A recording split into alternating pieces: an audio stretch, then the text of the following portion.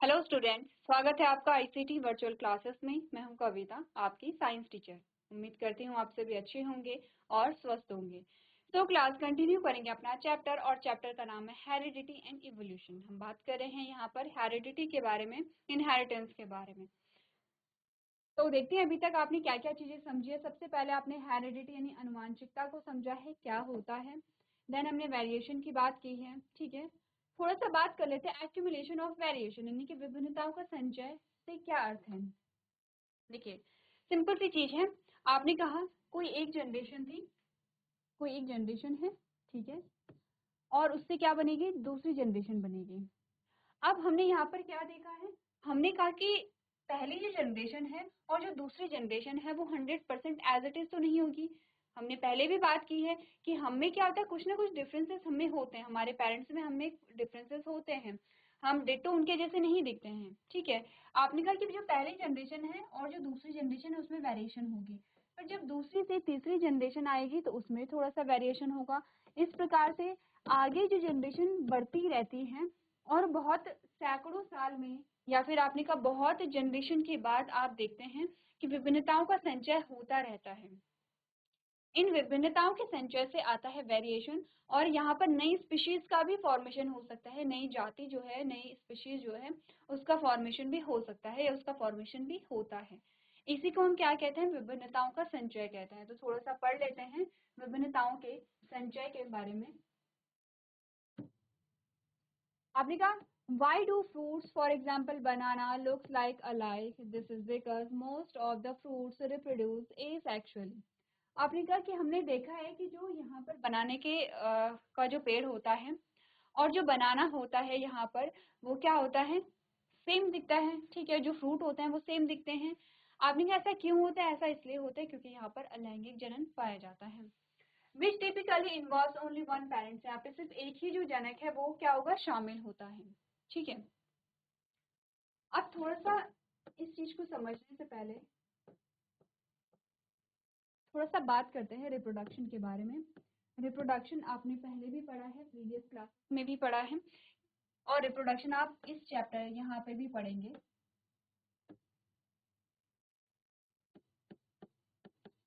ठीक है। आपके पास जो एक चैप्टर है रिप्रोडक्शन यानी कि प्रजनन, वो क्लास 10th में भी आता है। आप आगे बहुत डिटेल में समझेंगे रिप्रोडक्शन को। अभी एक जनरल आइडिया ले लीजिए रिप्रोडक्शन होता क्या है। हमने कहा रिप्रोडक्शन हमारे पास आता है दो प्रकार का। एक आता है यहाँ पर एसेक्सुअल रिप्रोडक्शन,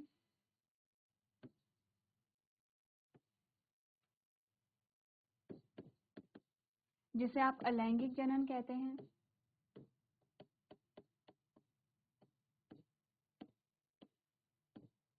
इस प्रकार के प्रजनन का मतलब होता है कि यहाँ पर सिर्फ एक ही जो जनक है, एक ही इंडिविजुअल इनफ होता है नई संतति के निर्माण के लिए। रिप्रोडक्शन क्या होता है, आप जानते हैं रिप्रोडक्शन का मतलब होता है प्रोडक्शन ऑफ न्यू ऑफस्प्रिंग, यानी कि नई संतति का निर्माण, नए जीवों का निर्माण ही रिप्रोडक्शन होता है। वो दो तरीके से होता है, या तो एक ही इंडिविजुअल नई संतति का क्या करेगा, निर्माण कर लेगा, या आपने कहा नेक्स्ट होता है यहाँ पे सेक्सुअल रिप्रोडक्शन,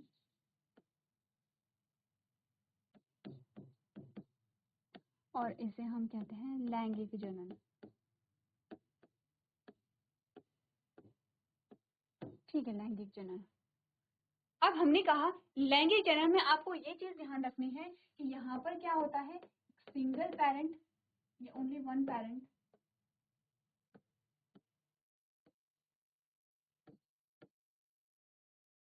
इन्वॉल्व, ठीक है, और यहाँ पे क्या होते हैं, टू पेरेंट्स आर इन्वॉल्व।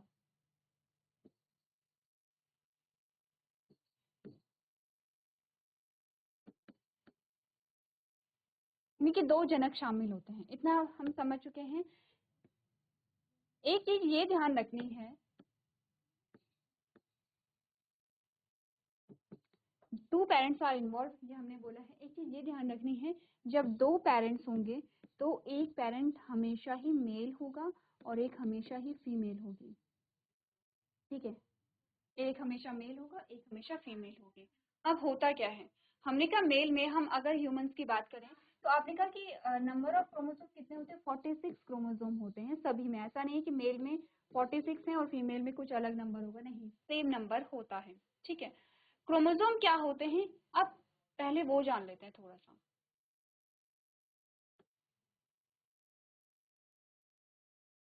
सबसे पहले जानते हैं डीएनए, ठीक है, फिर जानते हैं यहाँ पे क्रोमोसोम, जीन की बात हम बाद में करेंगे। ठीक है, डीएनए क्या होता है, आपने कहा डीएनए एक ऐसा सब्सटेंस है जिसमें आपने कहा है ये क्या होती है, पेंटोस शुगर।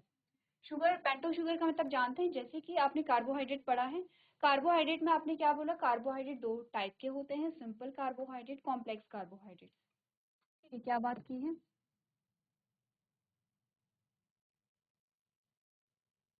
कार्बोहाइड्रेट, कौन से कार्बोहाइड्रेट की बात हो रही है, जो पोषक तत्व आपने पढ़े थे वही कार्बोहाइड्रेट हम यहाँ पे देख रहे हैं। आपने कहा जो कार्बोहाइड्रेट होते हैं यहाँ पे वो क्या होते हैं, सिंपल और कॉम्प्लेक्स।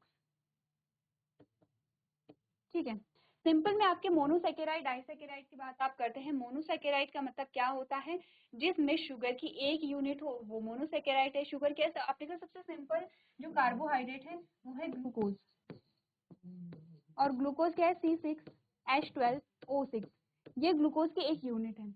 अगर आपने कहा कार्बोहाइड्रेट, जिस कार्बोहाइड्रेट में ग्लूकोज की एक यूनिट है उसे हम मोनोसेकेराइड कहेंगे, जिस कार्बोहाइड्रेट में ग्लूकोज की दो यूनिट है उसे हम डाइसेकेराइड कहेंगे। ठीक है, आपने कहा जिसमें हमारे पास यहाँ पे दो से ज्यादा यहाँ पे जो ग्लूकोज की यूनिट आती है उसे हम ओलिगोसेकेराइड कहते हैं, और जिसमें बहुत सारी यहाँ पे ग्लूकोज की यूनिट आती है उसे हम पॉलीसेकेराइड कहते हैं। पॉली का मतलब होता है बहुत ज्यादा, पॉली का मतलब होता है बहुत सारे। ठीक है, तो हमने कहा इसी प्रकार से पॉलीसेकेराइड जो होगा वो क्या होगा, यहाँ पे कॉम्प्लेक्स में आएगा। मोनोसेकेराइड डाइसेकेराइड सिंपल में आ रहे हैं, पॉलीसेकेराइड किस में आएगा, यहाँ पे कॉम्प्लेक्स में आएगा। इतनी बातें क्लियर है, तो ये चीजें हमारे लिए नई नहीं है, हम पहले भी इन चीजों के बारे में बात कर चुके हैं। ठीक है, अब आपने बोला कि यहाँ पर जो कार्बोहाइड्रेट है, जब आप कार्बोहाइड्रेट को पढ़ते हैं तो कार्बोहाइड्रेट किससे मिलकर के बना होता है, कार्बन, हाइड्रोजन एंड ऑक्सीजन।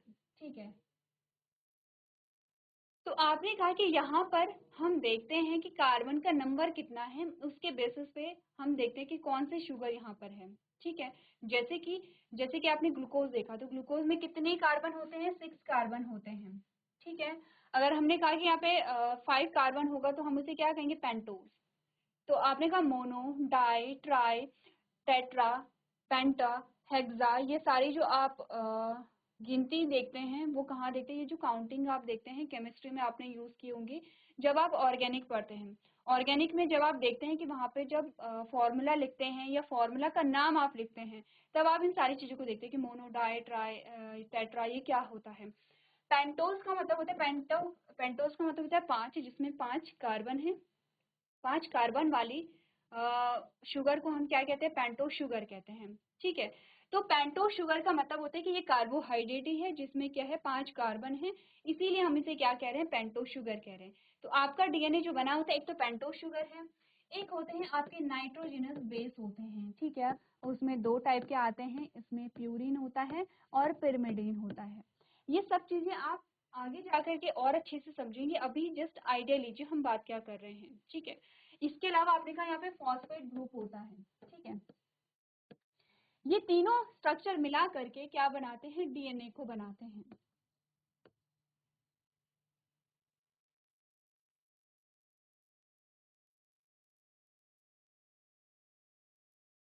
ठीक है, ये तीनों स्ट्रक्चर मिल करके क्या बनाते हैं, डीएनए को बनाते हैं। और डीएनए क्या होता है, एक हेलिकल स्ट्रक्चर इस प्रकार से होता है, प्रकार का स्ट्रक्चर होता है। ठीक है, आपने कहा जिसमें पेंटोज शुगर, नाइट्रोजनस बेस और जो फॉस्फेट ग्रुप होता है इसे आप क्या कहते हैं, न्यूक्लियोटाइड कहते हैं, न्यूक्लियोटाइड। और इसी प्रकार से बहुत सारे न्यूक्लियोटाइड मिलकर के बनाते हैं पॉली न्यूक्लियोटाइड, और इन पॉली न्यूक्लियोटाइड से बनता है आपका डीएनए। इस मीन्स की आपने कहा कि एक यूनिट ये है, एक यूनिट ये है, इसे हम न्यूक्लियोटाइड कह रहे हैं। इसी प्रकार से बहुत सारी क्या है जो न्यूक्लियोटाइड है वो ऐड हो करके क्या बनाते हैं यहाँ पर, पॉली न्यूक्लियोटाइड। पॉली का मतलब होता है मल्टी, बहुत सारे। ठीक है, पॉलीन्यूक्लियोटाइड जो बनाते हैं वो बनाते हैं डीएनए को। अब आपने कहा कि ये जो यहाँ पे बैकबोन है ये किससे मिलकर के बनी होती है, यहाँ पे पेंटोज शुगर और जो यहाँ पे फॉस्फेट ग्रुप है, बीच में क्या होता है, नाइट्रोजनस बेस होते हैं इस प्रकार से,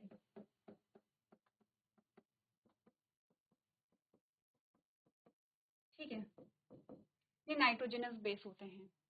ये है आपका डीएनए जो कि हर किसी के न्यूक्लियस में होता है। ये है सेल, ये है यहाँ पे न्यूक्लियर मेम्ब्रेन और यहाँ पर होता है आपका डीएनए, ठीक है। हर किसी के सेल के न्यूक्लियस में क्या होगा, हमारा जेनेटिक मटेरियल होता है।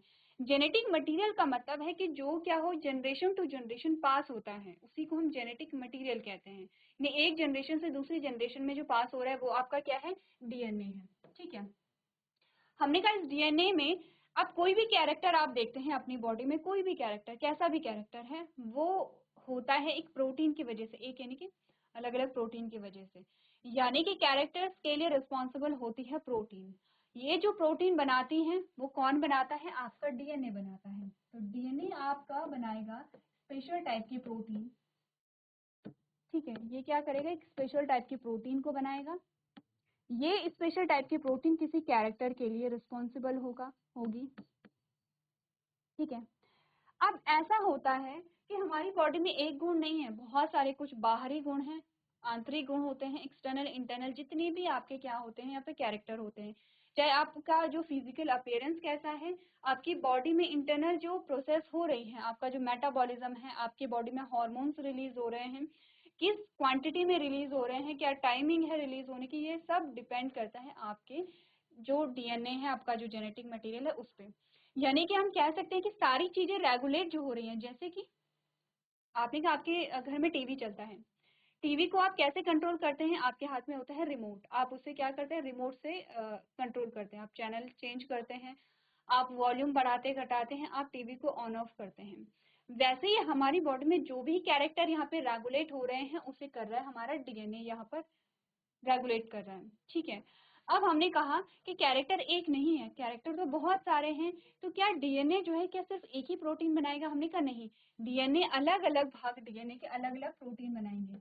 ये कोई प्रोटीन बनाएगा, ये कोई प्रोटीन बनाएगा, ये कोई प्रोटीन बना रहा है, ये कोई प्रोटीन बना रहा है। अब जो आपका डीएनए है वो बहुत छोटा नहीं होता है, उसकी जो लेंथ है वो मीटर में होती है। आपके लिए होमवर्क ये है, एक बार घर से देख करके लेके आएंगे कि आपके डीएनए की लेंथ कितनी होती है, मैं हिंट दे रही हूँ, मीटर में होती है। अब आप समझ सकते हैं कि यहाँ पर ये जो अगर मीटर में है इसकी लेंथ, तो आपने कहा कितने प्रोटीन बनाता होगा, और हर प्रोटीन एक कैरेक्टर को यहाँ पर क्या कर रही है, शो करा रही है।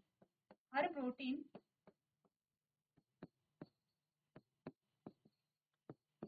ये यानी कि कैरेक्टर,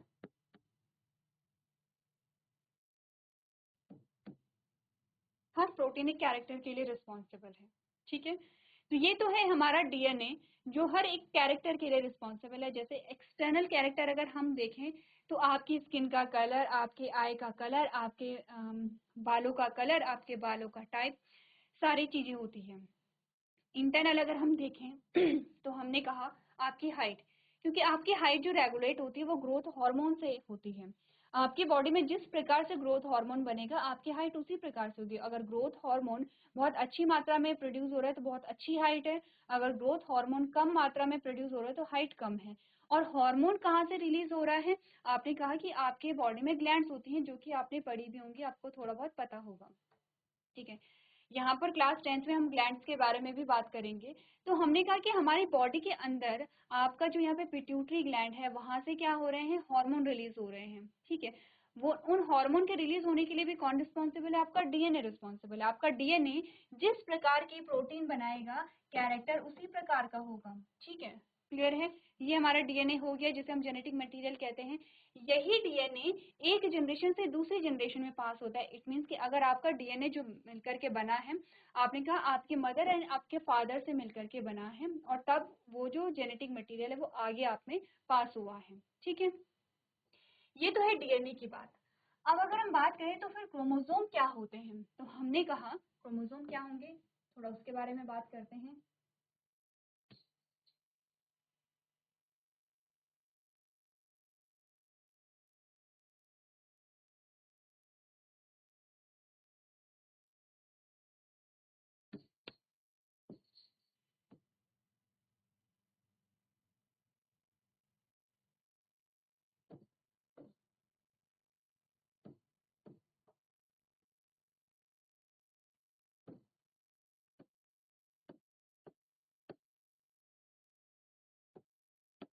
चलिए, तो अब हमने बोला क्रोमोसोम के बारे में बात करते हैं। क्रोमोसोम कुछ इस प्रकार के रॉड लाइक स्ट्रक्चर होते हैं। ये हमारा डीएनए है, ठीक है। अब ये जो डीएनए है, आपने कहा यहाँ पर ये क्या हो जाता है, पैक होता है एक प्रोटीन के द्वारा, ठीक है। अब ये कुछ इस प्रकार के इस रॉड के अंदर जो है डीएनए हमारा पैक हो जाता है, ठीक है। यहाँ पर बीच में कुछ प्रोटीन आते हैं, एक प्रोटीन ये है, एक प्रोटीन कुछ और यहाँ पर आ जाते हैं, ठीक है। तो यहाँ पर इस स्ट्रक्चर में क्या क्या चीजें आई, आपने कहा डीएनए, पहला तो है डीएनए जो ये वाला स्ट्रक्चर है, फिर आता है हिस्टोन, हिस्टोन एक प्रोटीन होती है, ठीक है। ये जो बीच में हम क्या देख रहे हैं, बीट लाइक स्ट्रक्चर देख रहे हैं, हिस्टोन है। प्लस इसमें आता है नॉन हिस्टोन प्रोटीन। इसका मतलब है कि प्रोटीन के अलावा भी एक और प्रोटीन है यहाँ पर जो आप ये देख रहे हैं, ठीक है। और इस पूरे भाग को आपने क्या बोला है यहाँ पे, इसे बोला है क्रोमोसोम।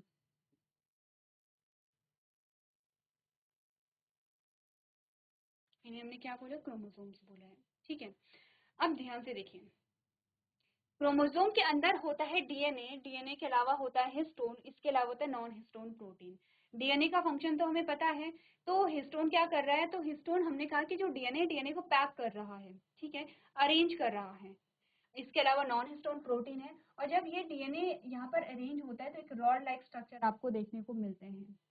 इसी प्रकार के स्ट्रक्चर हमारी बॉडी में टोटल कितने पाए जाते हैं, हमारी बॉडी में बोले या हमारी सेल में बोले 46 क्रोमोसोम पर सेल में। आपकी हर एक सेल में कितने रॉड लाइक स्ट्रक्चर पाए जाते हैं, 46 पाए जाते हैं। ये कैसे पेयर होते हैं, ये हमेशा जोड़े में बने होते हैं। इट मीन्स कि हम इन्हें क्या कहते हैं, 23 पेयर कहते हैं, ठीक है। जैसे एक क्रोमोसोम ये है, तो एक क्रोमोसोम यहाँ पर भी होगा इस प्रकार से। तो या तो हम इसे कहेंगे कि ये 2 क्रोमोसोम है, या हम इसे कहेंगे कि ये एक जोड़ा क्रोमोसोम है, ठीक है। तो ध्यान से आपको देखना है, एक सेल के अंदर 46 क्रोमोसोम या 23 जोड़े क्रोमोसोम हमारे पास होते हैं। इतनी बात अगर क्लियर है तो अब आप समझ पाएंगे पीछे की चीजों को, हम यहाँ पे क्या देख रहे थे। हमने क्या बात की है, हमने अभी तक बात की रिप्रोडक्शन की, और हमने कहा कि क्या होता है, 2 टाइप होते हैं, या तो एसेक्सुअल रिप्रोडक्शन है, अलैंगिक जनन है, जिसमें सिर्फ एक जनक है, मेल और फीमेल कोई भी हो सकता है। या फिर हमने कहा एसेक्सुअल रिप्रोडक्शन है, यानी कि लैंगिक सेक्सुअल रिप्रोडक्शन है, लैंगिक जनन है, जिसमें 2 पेरेंट्स हैं, होते हैं, मस्ट है, इम्पोर्टेंट है, और 2 में से ऐसा नहीं कि 2 मेल है या 2 फीमेल है, एक मेल यानी एक फीमेल होगा। नंबर ऑफ क्रोमोसोम कितने हमने बोले हैं, पर सेल में 46 क्रोमोसोम बोले हैं। अब क्या होता है, मेल एंड फीमेल की बॉडी में एक स्पेशल टाइप की सेल का फॉर्मेशन होगा, ठीक है, जिन्हें हम कहते हैं गैमीट के नाम से हम जानते हैं। इसमें भी क्या होगा, गैमीट का फॉर्मेशन होगा, ठीक है। मेल में अगर ये गैमीट, इस सेल का नाम गैमीट है, मेल में अगर ये गैमीट बन रहा है तो इसे मेल गैमीट कहेंगे, फीमेल में अगर ये गैमीट बन रही है तो इसे हम फीमेल गैमीट कहेंगे।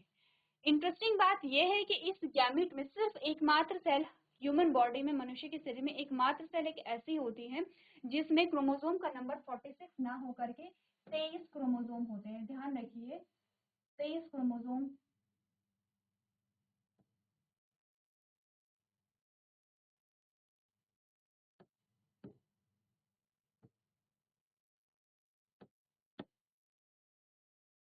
ये क्रोमोसोम है, आप पूरा इसे लिख लेंगे। कितने होते हैं, 23 क्रोमोसोम होते हैं दोनों में, ऐसा नहीं है कि सिर्फ एक की बात हो रही है। सिर्फ इनमें कैसे होते हैं, 23 क्रोमोसोम होते हैं, ठीक है। सिर्फ यही सेल हमारी बॉडी में ऐसे होती है, मेल की बॉडी में भी और फीमेल की बॉडी में भी, जिसमें 23 क्रोमोसोम होते हैं। तो हम ये पढ़ते हैं कि मनुष्य के नॉर्मल जो कोशिका होती है, नॉर्मल सेल होती है, उसमें हमेशा जो क्रोमोसोम का नंबर होना चाहिए वो 46 होना चाहिए। लेकिन हमने कहा एक ऐसी सेल है जिसे हम गैमीट कहते हैं, उनमें जो क्रोमोसोम का नंबर होता है वो 23 होता है। अब हमने कहा ये जो कोशिका बनेंगे, ये जो सेल बनती है या जो ये गैमीट बनती है, ये हमेशा नहीं बनते हैं।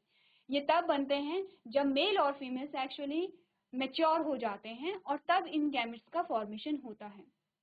अब क्या होगा, आपने कहा जब यहाँ पे इंटरकोर्स होगा तो ये जो गैमीट हैं, मेल और फीमेल के जो गैमेट हैं, ये क्या हो जाएंगे, मिक्स हो जाएंगे, फ्यूज हो जाएंगे या सनलाइट हो जाएंगे, ठीक है। तो मैं इसे लिख दूं मेल गैमेट, यहाँ पे जो गैमेट मेल में बना है मैं इसे लिख दूं मेल गैमेट, प्लस मैं फीमेल में जो गैमेट बनाए इसे लिख दूं फीमेल गैमेट, ठीक है। मेल गैमेट में नंबर ऑफ क्रोमोसोम कितने हैं 23 हैं, और फीमेल में भी नंबर ऑफ क्रोमोसोम कितने हैं 23 हैं। इन दोनों का जब फ्यूजन हुआ इस प्रोसेस को हम कहते हैं फर्टिलाइजेशन, निषेचन। जब इनका फ्यूजन होता है, फ्यूजन का मतलब होता है सनलाइन, या नॉर्मल लैंग्वेज में कहें तो मिक्स जब ये होते हैं तब ये क्या बनाते हैं, एक ये दो सेल मिल करके फिर से एक सिंगल सेल बनाते हैं। कैसे बनाएंगे, ये दोनों मिक्स होकर के अब एक ही सेल में कन्वर्ट हो जाएंगे, जिसे हम क्या कहते हैं जाइगोट कहते हैं, जाइगोट। ये भी एक सिंगल सेल है, ठीक है। हमने बोला एक कोशिका ये थी, एक कोशिका ये थी, दोनों मिक्स हो गए हैं, ठीक है। तो दोनों ने दो सेल नहीं बनाई है, दोनों मिक्स होकर के अब दोनों एक ही सेल में परिवर्तित हो गए हैं, और इसका नाम आप हो गया जाइगोट। लेकिन एक फैक्ट आपको ध्यान रखना है कि इस जाइगोट में 23 क्रोमोसोम मेल के भी होते हैं और 23 क्रोमोसोम फीमेल के भी होते हैं। अब इसमें नंबर ऑफ क्रोमोसोम कितने आ गए हैं, फिर से 46 आ गए हैं, ठीक है। आपने कहा ठीक है, ये दोनों मिलकर के जब एक कोशिकाएं बन गई हैं तो इसके क्रोमोसोम भी यहाँ आ गए हैं, इसके क्रोमोसोम भी यहाँ आ गए हैं। अब यहाँ पे कितने क्रोमोसोम बन गए हैं, 46 क्रोमोसोम बन गए हैं। यही जाइगोट आगे जा करके न्यू इंडिविजुअल बनाएगा। न्यू इंडिविजुअल नई संतति या नए जीव का निर्माण करेगा या नए मनुष्य का निर्माण करेगा। इतनी बातें अगर आपको समझ में आ गई हैं, अब आप यहाँ पर समझ पाएंगे चीजों को। हमने कहा विभिन्नताओं का संचय कैसे होता है, अगर आपने कहा। अब अगर हम बात करें थोड़ा सा एसेक्सुअल रिप्रोडक्शन के बारे में कि एक जनक है, ठीक है, एक जनक है, आपने कहा उसके जेनेटिक मटेरियल से ही दूसरा बना, दूसरे के ही जेनेटिक मटेरियल से तीसरा बना, तो क्या इन दोनों में कोई वेरिएशन आएगी? आपने कहा वेरिएशन नहीं आएगी इनमें, क्योंकि जेनेटिक मटेरियल सेम है। वेरिएशन कहाँ आएगी, यहाँ आएगी जहाँ पे जेनेटिक मटेरियल अलग अलग है। अलग अलग व्यक्तियों का जो जेनेटिक मटेरियल मिक्स होगा तब आपको क्या मिलेगी, यहाँ पे वेरिएशन देखने को मिलेगी। एक बार आप लोग अच्छे से समझिए इस चार्ट को, उसके बाद हम बात करेंगे जो विभिन्नताओं का संचय है उसमें आपने क्या चीजें समझी है। चलिए तो अब पढ़ लेते हैं विभिन्नताओं का संचय, ठीक है। हमने बात की थी यहाँ पे, हमने क्या बात बोली थी, आपने कहा था why do fruits, for example banana, looks alike? This is because most of the fruits produced or reproduced asexually, which typically involve only one parent. तो हमने कहा कि मोस्टली जो फ्रूट्स होते हैं वो सिमिलर क्यों दिखते हैं, सेम क्यों दिखते हैं, क्योंकि यहाँ पर जनरली ये क्या करते हैं, एसेक्सुअल रिप्रोडक्शन में पाया जाता है। ऐसा नहीं कि सिर्फ एसेक्सुअल रिप्रोडक्शन पाया जाता है, यहाँ पे लैंगिक अलैंगिक दोनों जनन पाए जाते हैं। लेकिन अगर अलैंगिक जनन पाया जा रहा है तो क्या होगा, आपने का कोई वेरिएशन आपको देखने को नहीं मिलेगा। During asexual reproduction, the genetic makeup of only a single parent is transferred, which is why we do not see much of variation in their physical characteristics. आपने कहा क्योंकि अलैंगिक जनन में क्या होगा, एक ही जनक है और उसी जनक के जेनेटिक मटेरियल से आगे जो संतति है वो बनेगी, या आगे जो संतति है उसमें वो पास होगी। वेरिएशन कहीं नहीं आ रहा है, सोर्स ऑफ इंफॉर्मेशन सेम है, तो आपने कहा कि आपको वेरिएशन देखने को नहीं मिलते हैं। However we do not see a slight changes produced because of a minor inaccuracies while a copying of DNA। आपने कहा कि यहाँ पर क्या था, however we do see slight changes produced because of a minor inaccuracies। आपने कहा कभी कभी होता है क्या है कि अलैंगिक जनन में भी हमें कुछ चेंजेस देखने को मिलते हैं। वो तब होता है जब यहाँ पर क्या है, एक्यूरेसी नहीं रहती है। किसमें, यहाँ पे डीएनए की कॉपी जब होती है तो उसमें एक्यूरेसी नहीं रहती है और वहां पे कुछ चेंज आ जाता है, तब हमें यहाँ पे कोई चेंज देखने को मिल सकता है। लेकिन जरूरी नहीं है ये होगा हमेशा, या फिर ये फ्रीक्वेंटली होगा, ये भी जरूरी नहीं होता है। But in sexual reproduction we see a huge variety amongst organisms because it involves the fusion of genes from both parents। आपने कहा अगर हम लैंगिक जनन की बात करें हमें बहुत वेरिएशन, बहुत विविधता देखने को मिलती है, क्योंकि दो जनकों के जो जीन्स हैं या जो दो जनकों का जेनेटिक मटेरियल है वो यहाँ पर क्या होता है, सनलाइट होता है। This fusion give rise to a innumerable combinations to the very same gene set resulting in organisms looking different from their parents. ठीक है, आपने कहा यहाँ पर क्या होता है, इन जीन्स का जो नया कॉम्बिनेशन बनता है ये यहाँ पे क्या करता है, जो संतति है उसे पेरेंट से अलग दिखाता है. ठीक है, the variation that is accumulated is passed over the years which result in noticeable changes from the past few generations. आपने कहा इसी प्रकार से जो विभिन्नताएं हैं वो संचित होती रहती हैं और धीरे धीरे करके वो जो विभिन्नताएं हैं वो इतनी संचित हो जाती हैं कि आप उसे नोटिस कर सकते हैं, आप चेंजेस यहाँ पर देख सकते हैं. ठीक है, the basis for evolutionary processes however are dependent on the selection of variants by environmental factors. आपने कहा कि यहाँ पर क्या होता है, जो वेरिएशन है वो उसमें इन्वायरमेंटल जो नेचुरल सिलेक्शन है वो भी रोल प्ले करता है. नेचुरल सिलेक्शन का सिंपल सी थ्योरी यहाँ पर ये आती है कि आपने कहा इन्वायरमेंट में चेंजेस होते रहते हैं. जो इन्वायरमेंट के बायोटिक एबायोटिक दो फैक्टर हैं, एबायोटिक फैक्टर में भी चेंज होंगे, बायोटिक फैक्टर में भी चेंज होंगे. कोई भी जो इंडिविजुअल है अगर इन्वायरमेंट के अकॉर्डिंग खुद को अडॉप्ट कर लेता है या इन्वायरमेंट के अकॉर्डिंग खुद को ढाल लेता है वही वहाँ पे सरवाइव कर सकता है. अगर किसी ने इन्वायरमेंट में जो चेंजेस आए उनके अकॉर्डिंग खुद को अडॉप्ट नहीं किया या खुद को नहीं ढाला तो वो सरवाइव नहीं कर पाएगा, उसका अस्तित्व समाप्त हो जाएगा. इसे कहते हैं नेचुरल सिलेक्शन, कि नेचर सेलेक्ट करती है. अगर कोई यहाँ पर केपेबल है कि वो अडॉप्ट कर सकता है तो वो सरवाइव कर जाता है और अगर कोई सरवाइव नहीं कर पाता है तो जो उसका अस्तित्व है वो समाप्त हो जाता है. इसीलिए आपने पढ़ा होगा कि कई विलुप्त प्रजातियां जो आपने देखी हैं उसका सिर्फ एक रीजन ये भी नहीं है नेचुरल सिलेक्शन. आपने कहा नेचुरल सिलेक्शन है लेकिन उसमें कुछ मैन मेड एक्टिविटीज भी होती हैं, बट नेचुरल सिलेक्शन भी क्या होता है यहाँ पे एग्जिस्ट करता है जो कि सिलेक्ट करता है स्पीशीज को कौन सरवाइव कर पाता है कौन नहीं कर पाता है. क्लियर है इतना, जिसमें हमने पढ़ा था विभिन्नताओं का संचय. चलिए अब एक बार आप लोगों को पढ़ करके आना है कुछ इंपॉर्टेंट टर्म्स और उनकी क्या मीनिंग होती है. नेक्स्ट लेक्चर में हम इन टर्म्स के बारे में डिस्कस करेंगे. तो आज के सेशन में हम इतना ही करेंगे. अभी तक क्लास में बने रहने के लिए आपका धन्यवाद.